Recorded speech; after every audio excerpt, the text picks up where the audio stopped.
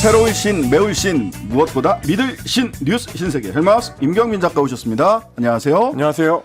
예, 매주 수요일에는 이분과 함께합니다. 장윤성 기자 어서 오세요. 네, 안녕하세요. 자, 바쁩니다. 오늘도 보니까 뉴스가 너무 많아서요. 바로 뉴스 확인해 보도록 하겠습니다. 취임 1주년이었습니다. 현충원 참배 후에 윤석열 대통령 여당 지도부와 오찬을 했는데 경실련에서는 오늘 윤석열 정부 1년 대학 교수 전문가들의 평가는 21점이다. 그렇습니다. 매우 이제 평가가 엇갈렸는데요. 일단 오늘 오전에는 윤석열 대통령 본인의 인스타그램에 1주년 기념 영상물을 하나 올렸고요. 그리고 오전 11시에는 참모들 그리고 여당 지도부와 함께 국립현충원을 찾아서 참배했습니다. 방명록에다가는 위대한 국민과 함께 자유와 혁신의 나라, 세계평화와 번영에 책임있게 기여하는 나라를 만들겠습니다. 라고 적었는데요. 저희가 뭐 여러 차례 소개를 해드렸다시피 공식 기자회견 없이 오찬 멤버들과 함께 그 오전에 참배를 같이 했던 멤버들과 함께 대통령실 1층을 이제 방문하기도 했습니다. 그래서 기자실이요? 그렇습니다. 기자실을 방문해가지고 기자들과 악수를 하고 방향이 잘못될 때 지적으로 이끌어달라 이렇게 이제 기자들한테 따로 당부를 하기도 했는데 정작 이제 기자 중에 한 명이 그 질문을 했습니다. 도어 스태핑 없어졌는데 기자들하고 이런 자리라도 좀 자주 만들어 주셔야 되는 거 아니냐라고 했는데 거기에 대해서는 하여튼 열심히 노력하겠습니다. 라고만 답변을 했습니다. 87년 6월 항쟁 이후에 그 신년 기자회견, 취임 1주년 기자회견 둘 다 안 한 사람 딱 한 명 있어요. 이명박 전 대통령이거든요. 그런데 그 대열에 윤석열 대통령이 서게 된 겁니다. 방향이 잘못됐다거나 속도가 개혁 속도 얘기하는 거겠죠. 너무 늦으면 여러분께서 좋은 지적과 정확한 기사로서 정부를 잘 이끌어달라. 좋은 기사로 정부를 잘 이끌려면 기자회견을 우선 해야 됩니다. 이거 기자만의 문제가 아니고요. 그러니까 기자들의 직업은 질문하는 거거든요. 근데 이 질문이 그냥 개인적으로 궁금한 걸 물어보는 게 아니라 국민을 대신해서 묻는 거예요. 그리고 대통령도 공직자로서 국민들께 답변할 의무가 있습니다. 그러니까 지금 뭐 맥주나 한잔 하고 김떡순 먹고 그리고 뭐 내가 소수로 이렇게 그룹핑이 돼 있어야 김치찌개라도 끓여주지 뭐 이렇게 많아갖고 어떻게 하냐라고 하는데 핵심이 김떡순과 맥주와 김치찌개 있지 않아요. 우리 국민들은 지금 그렇죠. 외교 참사와 관련해서 경제 문제와 관련해서 그다음에 뭐 수많은 뭐 노동개혁, 뭐 교육개혁, 뭐 연금개혁 등등과 관련해서 얼마나 묻고 궁금한 게 많습니까? 그런데 이 기회를 대통령 스스로 그냥 묵살해 버린 겁니다. 이게 있을 수 있는 일입니까? 저는 정말 도무지 이해할 수가 없고 우리 기자들도 제가 대통령실 뭐 얘기를 들어보니까 오늘 뭐 무슨 어떤 기자가 뭐 화이팅 대통령과 국민의힘 여당 지도부를 향해서 여러분 우리 화이팅을 외칩시다. 그래가지고 대체로 기자들이 황당해했다는 거예요. 그런데도 어떻게 안 할 수가 또 있겠어요. 대통령과 여당 지도부가 있는데. 그러니까 한 거예요. 이게 뭡니까? 에? 우리 기자들이요. 워치독이에요. 권력을 감시하러 거기 가 있는 거지. 권력하고 같이 뭐 뭉쳐가지고 화이팅할 일이 아니지 않습니까? 그러니까 제대로 좀 이렇게 정부가 못 갈 때는 기자회견 해라. 왜 안 하냐라고 묻고 따져야죠. 이게 뭡니까 이게? 그리고 오늘 뉴스 중에 하나 보니까 KTV가 그 국정방송이죠. 말하자면 우리나라 우리 국민 세금으로 운영하는 KTV가 뉴스토마토 시사인 오마이뉴스에 영상을 당신들한테는 못 주겠다라고 통보를 했더라고요.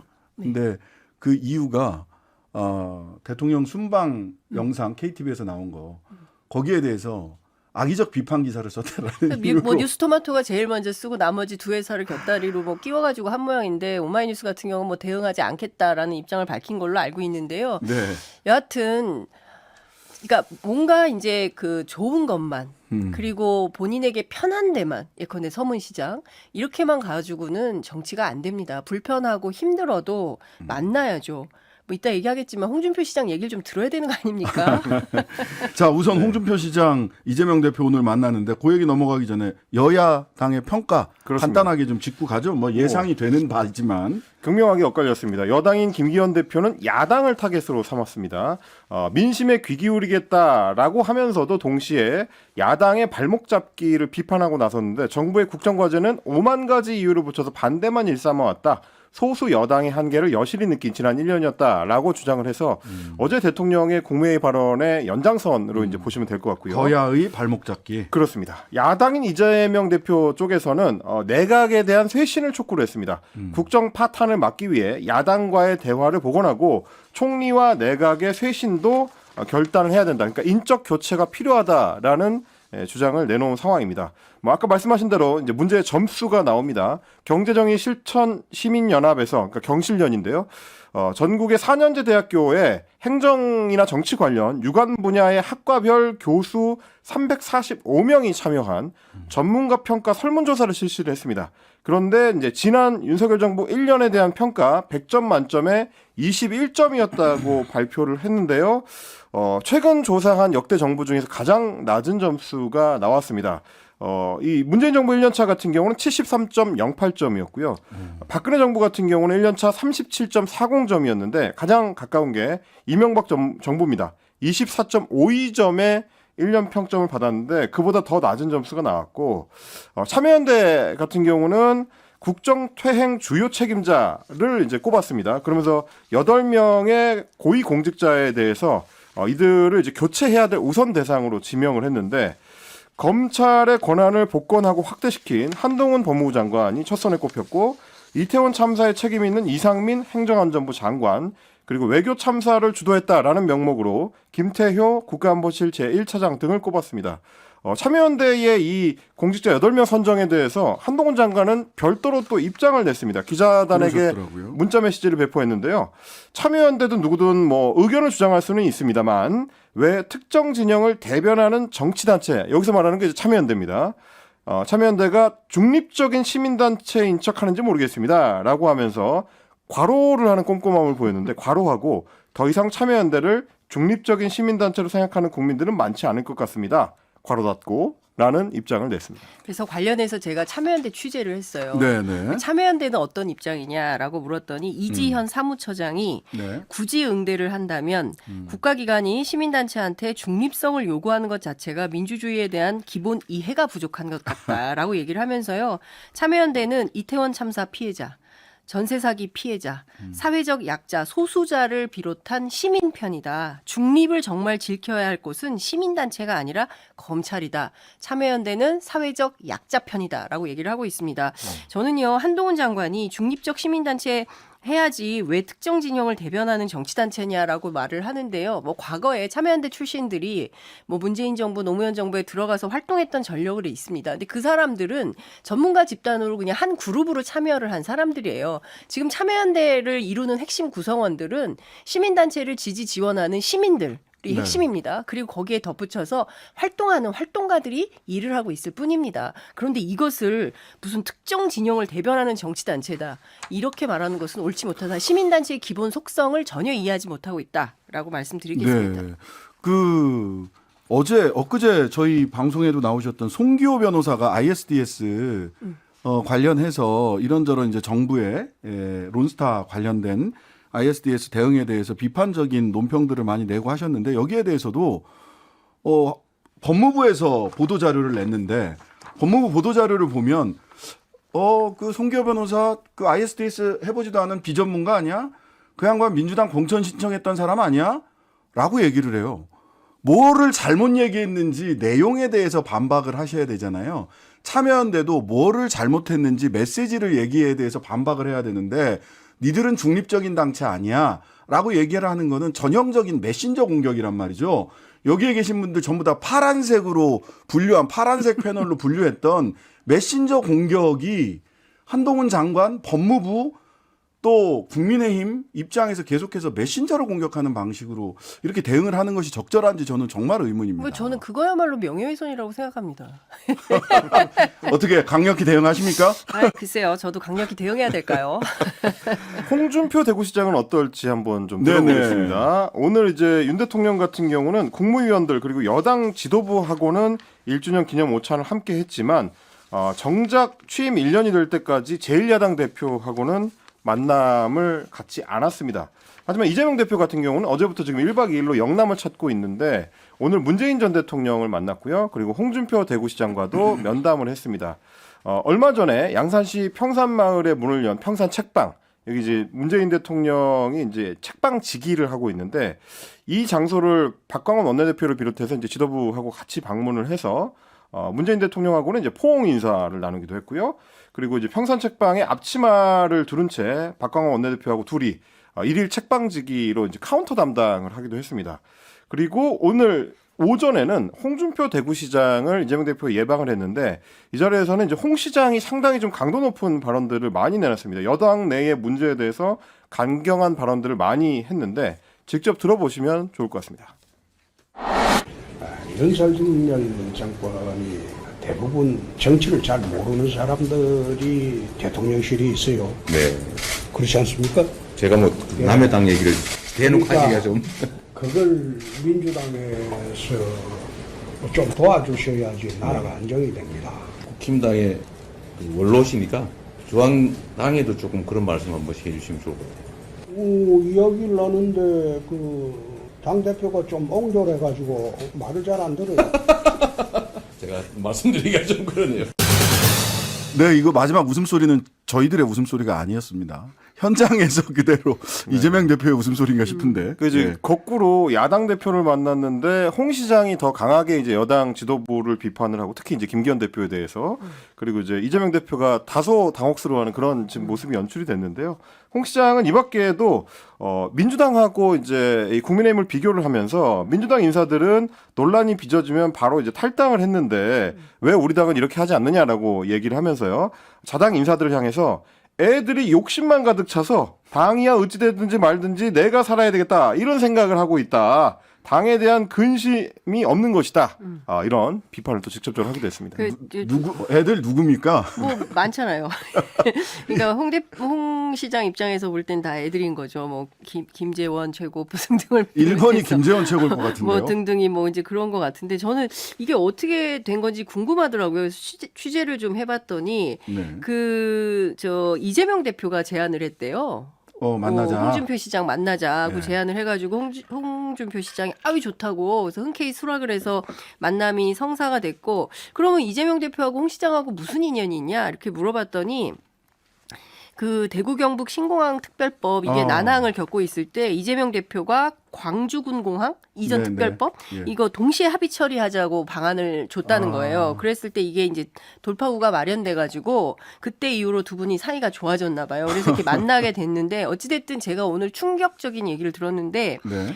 대구시청이 생기고 민주당 당대표가 처음 방문했다는 거거든요. 그랬다고 그러더라고요. 저는 홍 시장의 이 얘기를 들으면서 정말 우리 지역 정치가 심각하구나. 그러니까 민주당 당대표가 대구시청에 갈 수 없었던 조건. 그러니까 이런 것들을 허무는 게 정치의 시작이 아닌가 싶고 저는 오늘 어쨌든 그동안 이 소위 얘기하는 윤석열 정부가 들어서고 지난 1년간 정치 실종을 굉장히 우려를 많이 하고 걱정을 했는데 이런 방식으로 간호법 등등에 대해서 현안에 대해서도 얘기를 많이 했더라고요. 그래서 서로 좀 합의를 하고 협치를 해나가는 하나의 전범으로 이번 만남을 좀 삼아보면 어떨까라는 생각이 좀 들었습니다. 아무래도 그 김기현 대표 옹졸하다. 당이 어찌 되지 말든 내가 살아야겠다는 그런 애들 욕심만 가득 차다 있다. 말고 실은 오늘 취임 1주년에 네. 윤석열 대통령 취임 1주년에 네. 보란 듯이 이재명 대표를 만난 것은 용산에 보내는 메시지도 있다고 봐야 되지 않을까요? 그렇죠. 그래서 뭐 어떤 얘기가 나오냐면은 이재명 대표가 홍준표 시장을 만난 것만으로도 유쾌한 하이킥이다 이런 얘기를 하는 사람들도 있습니다. 아니 이렇게 여야 정치인이 한 자리에 만나는 것 자체가 뉴스가 되고 사람들이 이거를 즐거워해야 되는 시절에 우리 국민들이 살고 계시네요. 있습니다. 예, 참. 자 어쨌든 요렇게 이재명 대표하고 홍준표 대구시장이 만나셨고요. 우리 댓글로 유튜브 댓글로 이상민 크리에이터인 줄 이렇게 얘기를 홍준표 시장 송구합니다. 목소리 맞습니다. 네. 자, 근데 여야는 안팎으로 또 내부적으로는 굉장히 오늘도 좀 혼란스러운 하루를 보냈던 것 같습니다. 태영호 최고위원 예상했던 대로 오늘 자진 사퇴 기자회견 오늘 오전 10시에 했습니다. 그렇습니다. 아마도 이제 홍준표 대구시장이 얘기한 애들 중에 한 명일 가능성이 상당히 높은 태영호 최고위원이 오늘 전격적으로 최고위원직에서 자진 사퇴한다라고 발표를 했습니다. 그러면서 윤석열 정부의 출범 1주년이기 때문에 이제 이런 결심을 하게 됐다라는 점을 여러 차례 강조를 했는데요. 직접 목소리 들어보시겠습니다. 오늘 윤석열 정부 출범 1년을 맞아 저는 더 이상 당에 부담을 주고 싶지 않습니다. 저는 최고위원직을 사퇴하려고 합니다. 그동안의 모든 논란은 전적으로 저의 책임입니다. 저의 논란으로 당과 대통령실에 큰 누가 된 점 진심으로 사죄드립니다. 누구한테 사죄하고 있는 거고 무엇에 대해서 책임을 지는 건가요? 제가 전문을 읽어봤는데 참 분명한 것과 모호한 게 있어요. 대통령과 당에 대해서는 굉장히 분명하게 사죄를 드렸는데 국민들에 대해서 미안하다, 사죄한다 이런 말씀을 했다고 해석을 할 수 있을까? 없죠. 저는 없습니까? 사실 태영호 예. 최고위원 기자회견을 들으면서 김건희 여사 기자회견이 생각이 났어요. 아, 남편에 대해서만 너무 미안하다라고 맞아요. 했었던 그때 기억 안 그랬어요. 나세요? 맞습니다. 이게 지금 그 학력 위조 의혹이나 그 도이치모터스 주가 조작 의혹 사건이 과연 남편인 대통령에게만 미안할 일이냐. 그때도 상당히 그런 비판이 있었는데 태영호 최고도 마찬가지 상황인 것 같고요. 저는 어찌됐든 뭐 사퇴는 하고 이 사퇴로 인해서 뭐 징계 수위를 낮추고 뭐 이런 딜 얘기가 나오는데 이게 적절한 거냐라는 비판도 제기되지 않을 수 없다고 생각합니다. 그러니까 윤리위원회가 항상 김기현 대표는 그렇게 얘기를 했어요. 독립적 기구이기 때문에 거기서 알아서 판단할 것이다. 네. 이게 독립적인 기구가 사퇴하면 양형에 참작해서 징계를 정하게 하고. 아니 그리고 재밌는 포인트가 오늘 윤리위원 중에 한 사람인 전주의 의원이 기자들하고 만나서 얘기한 발언 가운데 네네. 의미 있게 봐야 되는 포인트가 뭐냐면 태영호 최고 사퇴와 관련해서 어떻게 보냐라고 기자들이 물으니까 뭐라고 얘기를 했냐면 정치적 책임을 지려는 자세가 징계 수위 결정에 반영될 거다. 이 얘기를 했습니다. 이제 오후 6시에 윤리위원회 시작을 하는데 윤리위에 앞서서 일종의 가이드라인 같은 느낌을 주는 발언을 한 거죠. 예. 그러니까 그러니까 이 자세가 중요한 거죠. 정치적 책임을 지려니 이 자세가 징계 수위 결정에 반영될 거다. 그 사실 말씀하신 대로 전주의 의원 같은 경우는 지금 국민의힘 윤리위원회 부위원장이고요. 그리고 위원장인 황정근 위원장 같은 경우도 바로 그저께 그런 취지의 얘기를 했어요. 맞습니다. 정치적인 해법이 등장을 한다면 징계 수위를 낮춰줄 수 있다라고 이제 사실상 시사를 했기 때문에 일종의 거래예요. 예. 뭐 거래를 하면서 결과적으로 그 소위 청와대가 공천에 개입을 대통령실이 공천에 개입했느냐라는 얘기는 그 거래의 결과 논점에서 완전히 사라졌다라고 하는 것이 이 거래의 결과가 아닌가 싶은 생각이 들고요. 김재원 최고위원한테 그러다 보니까 다시 눈길이 갑니다. 그렇습니다. 오늘 밤 김재원 최고위원의 징계 수위는 어떻게 될 것인가? 어떻게 될 것인가? 아직까지는 지금 사퇴를 하지 않고 있고 그리고 기자들이 확인한 바에 따르면 여전히 사퇴 의사가 없다고 하는데요. 이렇게 되면 국민의힘 지도부 입장에서는 다소 좀 계획의 차질이 좀 빚어지게 됩니다.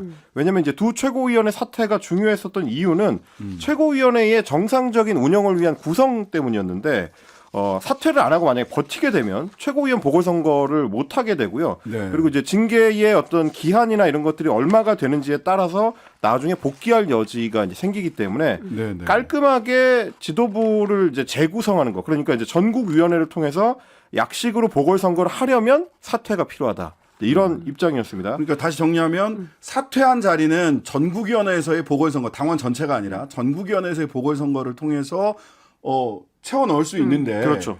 그냥 징계받고 당원권 정지하면 직은 유지가 되는 거예요. 그냥 비어 있는 거예요. 그러니까 이준석 대표 때도 그랬어요. 그러니까 예. 이게 사고냐 거리냐 그런 논란이 있었는데 그랬죠. 마찬가지 상황이 되는 거고 관련해서 입장을 들어보려고 김재원 최고한테 계속 전화하는데 전화가 계속 꺼져 있어요. 그래서 전화를 안 받고 있는 상황인 거고 어쨌든 징계 이후에 가처분의 길을 갈 거다라는 전망이 유력합니다. 가처분 한다고 했대요. 주변에 당원권 정지 1년 나오면 본인 가처분 신청 수순 들어간다라는 것이고 관련해서는 이따 얘기해야 되나요? 네네. 잠시 광고 듣고 와서 이 얘기 조금만 더 네. 해보도록 하겠습니다. 잠시만요. 네, 신장식의 뉴스 하이킥. 헬마우스 임경빈 작가, 장윤성 기자와 함께 뉴스 신세계 이어가겠습니다. 광고 직전에 했던 이야기가 뭐냐면 김재원 최고위원은 그러면 오늘 밤에 징계를 굉장히 중징계를 받을 것처럼 당내에서는 이미 얘기가 네. 나왔는데 만약 징계가 나와서 당원권 전지 뭐 6개월이다 10개월이다 이렇게 나오면 김재원 최고위원 어떻게 대응하겠다 그래서 이런 얘기가 있느냐. 예, 국민의힘 주변 취재를 해보면 아마도 중징계 1년 이상의 당원권 정지 그 이상의 징계가 나올 걸로 보인다. 왜냐하면 5.18 폄훼 발언은 그냥 넘어갈 수 없기 때문에 그리고 당장 네. 5.18에 대통령도 가고 국민의힘 의원 전체가 참석하기로 했기 때문에 중징계 피할 수 없는 상황인데요. 그럼 어떡할 거냐라고 물어봤더니 김재원 최고가 주변에 그 얘기를 했다는 거예요. 중징계가 내려지면 나는 가처분 신청을 할 것이다. 아, 이준석의 길을 가겠다. 예, 이준석의 길을 가겠다. 그러니까 사고 거리 뭐 이런 얘기 있었잖아요. 그러니까 네네. 거리가 아니라 사고 상태로 계속 직만 유지하는 거예요. 근데 국민의힘 당원 당규에 이런 경우에 어쨌든 명확하게 정리하는 내용은 없다는 거죠. 그러니까 직은 네. 유지하되 의결권과 발언권은 없는 없는 상태로. 그래서 그러면 어떻게 되는 거냐. 일단은 태영호 최고는 물러났으니까 당장 전국위원회가 소집돼서 30일 이내에 당원당규상 6월 9일까지 그 투표해서 결정해서 새로 한 사람 뽑아야 되는 보궐선거. 상황이거든요. 네. 예. 실제 당원 27조 3항에 그렇게 나와 있는데요. 그리고 이현승 위원장이 당에서 방침이 정해지면 전국위원회 소집 공고를 내겠다라는 입장을 기자들한테 밝혔습니다. 네. 그래서 이렇게 갈 거냐라고 물어봤더니 지도부의 한 관계자는 김기현 대표가 그렇게 생각을 안 하는 것 같다. 그러니까 한 사람 때문에 또 선거하고 이러기는 조금 어려울 것 같아서 아마도 8인 체제 7인 시스템. 무슨 얘기냐면 태영호 최고는 그냥 거리 상태로 그다음에 김재원 최고는 사고 상태로 그냥 이런 상태로 유지될 가능성도 있다라고 지도부의 한 관계자는 얘기하고요. 또 다른 지도부의 관계자 다른 최고위원한테 또 크로스 체크를 했습니다. 네. 이분은 지금 아무것도 말하고 싶지가 않아요. 네, 언급 자체를 안 하려고 했는데 여하튼 종합해서 말씀을 드리자면 국민의힘 지도부 내부는 매우 복잡하고 혼란스럽고 누구도 책임지려고 하는 사람이 없다. 그래서 일각에서는 김기현 대표가 이럴 때 리더십을 발휘해서 그렇죠. 그러라고 대표 권한을 준 건데. 상황을 정리해야 된다. 너무 무책임한 거 아니냐라는 비판이 나오고 있는데 관련해서 김기현 대표는 말이 없다고 합니다. 두 가지 포인트가 있네요. 첫 번째, 김재원 최고위원이 가처분 신청을 하면 이준석 전 대표의 사례로 봤을 때 가처분 신청하는 것 자체가 추가 징계 사유가 되어왔다. 그렇죠. 추가 징계를 각오하고 가처분 신청을 할 것인가. 근데 이분은 중요한 게 이제 태영호 최고도 마찬가지예요. 태영호 최고가 막판까지 당 지도부에게 요구했던 것은 제발 그 출마 자격만 좀 줘라. 네. 그래서 공천 신청 자격만 줘라. 뭐 경선을 하든 어찌 됐든 뭐 이제 이런 얘기를 했다는 거고 김재원 최고도 사실은 그래도 태영호 최고는 국회의원 직은 유지할 수 있잖아요. 그러니까 네, 김재원 네. 최고는 자연인으로 돌아가야 되거든요. 네. 그렇기 때문에 이분에게는 공천이 굉장히 중요하고 다음 총선에서 국회의원 당선되는 게 중요한데 만약에 그 길이 봉쇄된다면 뭐 어떤 분은 그렇게 표현합니다. 조원진 투. 그러니까 뭐 무소속으로 출마해서 뭐 이런 길도 네, 생각할 네. 수 있다. 그러니까 상당히 지저분한 상황이 될 수 있다. 이런 전망도 국민의힘 내부에는 나옵니다. 자, 여기까지 이제 그 여당 얘기를 해봤고요. 민주당 내에서는 김남국 의원에 대해서 가상자산 매각을 권고했고 지금 뭐 한 9억 원 상당의 평가액이 있는 매각을 권고했고 진상조사단 구성을 했습니다. 그렇습니다. 오늘 진상조사단을 구성한다고 발표를 했고요. 조사에 착수했습니다. 일단 진상조사팀은 당의 이제 수석 사무부총장인 김병기 의원이 팀장이고요. 경제 전문가인 이제 이용호 의원, 홍성국 의원이 들어갔고 법률가 출신인 김한규 의원이 이제 들어가 있습니다. 거기에다가 이제 가상자산 관련해 가지고 이제 외부 전문가를 별도로 섭외해서 팀 구성을 완료하겠다라는. 이거는 이제 김남국 의원이 요청을 했죠. 외부 그렇습니다. 전문가를 반드시 네. 포함시켜 달라. 네, 오늘 오전에 이제 직접 그 SNS에 글을 올려서 외부 전문가가 포함된 강력하고 철저한 진상조사를 요청한다. 이렇게 본인이 요청한 바가 있습니다. 그리고 또 이제 추가로 민주당에서 발표한 게 김남국 의원한테 이제 보유 중인 가상자산을 매각하도록 권유했다고 하는 겁니다. 김 의원이 뭐 입장문 통해서 한 9억 1천여만 원 정도가 현재 보유하고 있는 암호화폐라고 밝혔는데 당 차원에서는 일단 부담을 줄이기 위해서 매각을 하라. 라는 방침을 정했고 김 의원이 이 방침에 따라줄 것이라고 이제 기대한다. 이런 또 입장을 밝혔습니다. 이 진상조사단이 저는 속도가 중요할 것 같습니다. 이번 주중에 뭔가 김남국 의원도 그다음에 국민들도 납득할 만한 조사 결과를 김남국 의원만 납득해도 안 되고 국민만 납득해도 안 되고 양자가 다 납득할 만한 조사 결과를 내오는 속도가 굉장히 중요한 시점인 것 같고 뭐 계속해서 여러 가지 추가 의혹이 언론에서 계속 제기되고 있기 때문에 검찰은 즉각 속도를 내서 수사하지 않을 것처럼 보여요. 왜냐하면 지금 이게 수사할 거리가 있느냐라는 사실은 그런 근본적인 질문이 드는 사태가 있었던 거잖아요. FIU 관련해 가지고. 그렇습니다. 이제 FIU에서 검찰에 이 자금 관련해 가지고 출처나 뭐 이제 자금 흐름이 이상하다라고 이제 요청을 했는데 수사 요청을 했는데 검찰이 그래서 지난해 연말, 그러니까 지난해 10월 말하고 11월 초 두 차례에 걸쳐서 계좌 압수수색 영장을 청구했는데 이제 둘 다 기각이 됐다. 두 차례예요? 한 차례라고 기존에 보도되지 처음에는 이제 않았어요? 한 차례라고 알려졌는데 조금 전에 이제 연합뉴스에서 보도한 바를 보니까 지난해 10월 말 그리고 11월 초 두 차례에 걸쳐서 압수수색 영장이 이제 기각됐다라고 하기 때문에 그럼 두 번 기각이 됐는데 별다른 보강 수사가 없는 상태로 세 번째 영장을 청구할 수 있겠느냐 뭐 이런 시각들이 좀 있는 모양입니다. 그러니까 지금 김남국 의원과 관련해서 해명의 일관성이 없기 때문에 당내 여론이 매우 안 좋습니다. 지지율 하락은 뭐 두말할 것 없고요.